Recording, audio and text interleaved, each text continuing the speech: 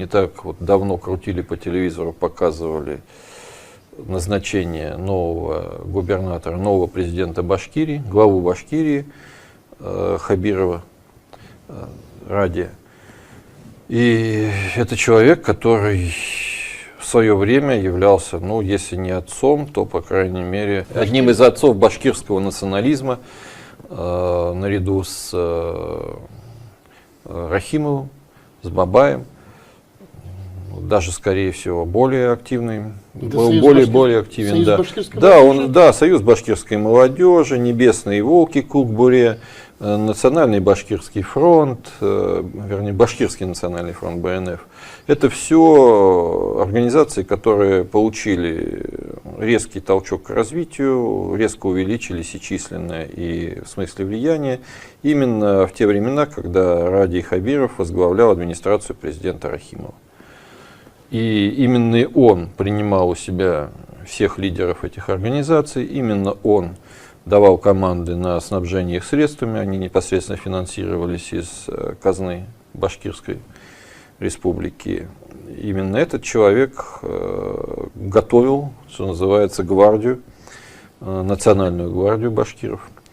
Ну, он еще и действительно человек, крепко связанный с самыми радикальными элементами в башкирском национальном движении, националистическом движении. И его как раз сейчас, когда на носу смута, назначают главой Башкирии. Да. Это хочется воскликнуть, да, вслед за Милюковым там, и Гучковым: глупость или вредительство, глупость или измена.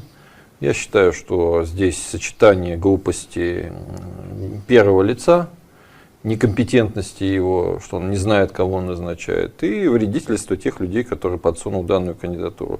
Опять не могу не вспомнить Владислава нашего Юрьевича Суркова, который, собственно, в свое время, когда Хабиров поссорился с Уралом Рахимовым, и был снят, да, вот, эвакуировал Радия в недра администрации президента, где он заново начал свою карьеру, ну, не на самых маленьких должностях, и где его держали много-много лет. Поэтому это только один из примеров маразма действующей власти, которая уже перестала, даже потеряла чувство самосохранения. Назначают не просто врага, а врага идейного. Врага, который при первом же колебании ситуации в центре, ну, объявит независимость по факту. Ответственность за то, чтобы оправдать доверие президента. Это ответственность за то, чтобы мне удалось все свои силы и энергию подключить на то, чтобы решать проблемы наших жителей, жителей Башкортостана, чтобы жизнь наших жителей становилась лучше и лучше. Альпаслан Тюркеш, унаследовавший идеи национализма и пантюркизма от одного из самых одиозных фигур 20 века – Ахмед Заки Валиди, башкира по национальности. Он сначала сражался с советской властью на стороне басмачей, потом стал работать на польскую разведку, которая передала его спецслужбам нацистской Германии, а в 1939 году Валиди уехал в Турцию, став родоначальником турецкого фашизма. Вы удивитесь, но поклонники у него есть и в России. Посмотрите на этот снимок. Крепкие, коротко стриженные ребята, похожие на бандитов из 90-х, со вскинутыми в приветствии руками и с повязками на предплечьях. Эти ребята из столицы Башкирии, Уфы. Их организация, как сказано на сайте, правозащитная. Называется, правда, не «Серые волки», а «Небесные волки», по-башкирски «Кук-Буре». Она тоже проповедует идеи нацизма, причем не подпольно, а вполне открыто.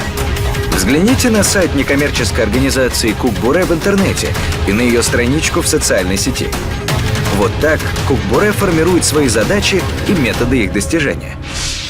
Цель – защита прав башкирского народа. Идеологическая платформа «Национал-демократия». А вот на этом видео, очень напоминая бригаду чернорубашечников, позируют члены Кук-Буре.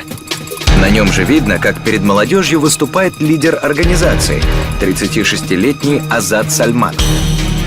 А вот страничка самого Азата Сальманова, в котором он коротко описывает свои увлечения и принципы. Статус боевой. Никто, кроме тебя, башкир-патриот, не будет действовать во имя процветания твоей нации. Невероятно, Но Сальманов, последователь турецких фашистов, до недавних пор числился в Уфимском научном центре Российской академии наук на должности научного сотрудника.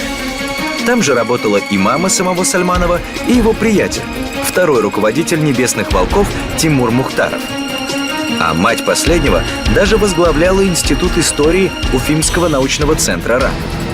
Посмотрев эту видеозапись, легко представить, какие идеи продвигал несостоявшийся профессор Сальманов вместе со своими друзьями и родственниками в РАН. Она сделана 17 октября 2009 года в Уфе. Там, в лучших традициях речей фюрера в мюнхенской пивной, да еще и состоящим позади знаменосцем, он обвиняет Россию во всех грехах и требует суверенитета для Башкирии. Правда, в отличие от фюрера, зачитывать приходится по бумажке. Прошли сотни лет совместной жизни башкир с Россией, но ничего не изменилось. При царе рвали и жгли жалованный грамотный башкир. При коммунистах разрывали соглашение башкирского правительства с центральной властью. И сегодня капиталистическая Россия продолжает ту же имперскую политику, втаптывая в грязь Конституцию Республики Башкортостан. Напомним, что 25 апреля 1993 года состоялся первый референдум в республике, на котором 75% участвующих в голосовании высказали за экономическую самостоятельность Башкортостана и договорные отношения с Российской Федерацией. Вот что на собственном форуме пишут о реабилитации Валиди члены так называемой правозащитной организации Башкирии «Кукбуре». 31 июля 2008 года Горсовет Уфы принял решение, которое башкирское население Уфы ждало уже давно. А именно, власти Уфы переименовали улицу Фрунзе в улицу Заки Валиди. Наконец-то улице, столице Башкортостана, дали имя одного из лучших сынов башкирского народа. А вот еще одна цитата с того же форума «Кукбуре». В связи со 120-летием со дня рождения Международной организации по совместному развитию тюркской культуры и искусства, 2010 год был объявлен годом Ахмед Заки Валиди. А теперь познакомьтесь поближе с личностью самого Ахмед Заки Валиди, которого сегодня превозносят в Уфе. Это документы из Российского государственного военного архива, доказывающие, что Валиди, после того, как побасмачил в Советском Союзе, работал сначала на польскую разведку, а потом и на германскую. Посмотрите, вот карточка агента польской разведки Валиди, датируемая 1929 годом. Псевдоним у него на тот момент — Зевс. В 1939 году эта карточка оказалась в Германии. И только после победы над немцами в 1945 году карточка Валиди с остальными документами Рейха попала в Москву.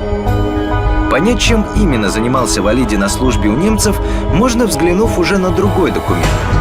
Это отчет о вербовке 8 русскоговорящих тюрков с последующей засылкой их в СССР для совершения диверсий. А вот еще один любопытный документ, говорящий о том, что на гитлеровцев Валиди работал еще и по идейным соображениям. Это маленький фрагмент из его письма, написанного в 30-е годы. Для нас важны вечно действующие факторы международной жизни, а именно национально-расовые различия. Но то, что он был агентом немецкой разведки и проповедовал нацизм, региональные российские власти, похоже, не смущают. Они Валиди прославляют.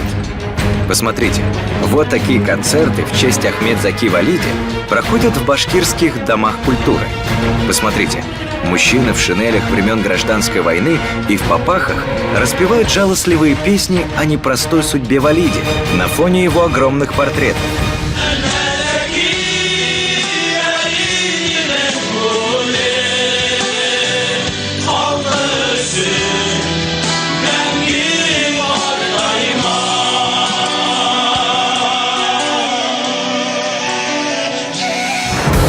А вот уже пикет башкирской организации «Кукбуре» по случаю дня рождения Ахмед Заки Валиди и возле памятника ему же. Вот участники акции возлагают к бюсту цветы, а рядом с памятником стоит молодой человек с импровизированным плакатом с надписью «Мы не красные, мы не белые, мы башкиры». Но самое занятное, что в 2011 году в Уфимском научном центре Российской академии наук появилась памятная медаль «Ахмед Заки Валиди Таган», которая стала ведомственной наградой Академии наук Республики Башкортостан. А вот такой бюст Валиди был установлен во внутреннем дворике Восточного факультета Санкт-Петербургского государственного университета. Посмотрите, эта улица в столице Башкирии Уфе когда-то еще в царские времена называлась Большая Ильинская, потом уже в советские – Бухарина, а потом до 2008 года – Фрунзе. Но сегодня она носит имя почетного доктора Манчестерского университета и по совместительству бывшего басмача, а во времена Второй мировой войны агента сначала польской, а затем немецкой разведки и, ко всему прочему, националиста и основателя концепции неоосманизма Заки Валиди, он же Ахмед Заки Валиди, которого в 1944 году по обвинению в фашизме судили сами же турки. Но что любопытно, сегодня в Турции о том, что Валиди был фашистом, признавать перестали. И теперь турецкие власти пытаются его реабилитировать. Примерно так же, как власти Украины реабилитировали и сделали своим национальным героем Степана Бандеру.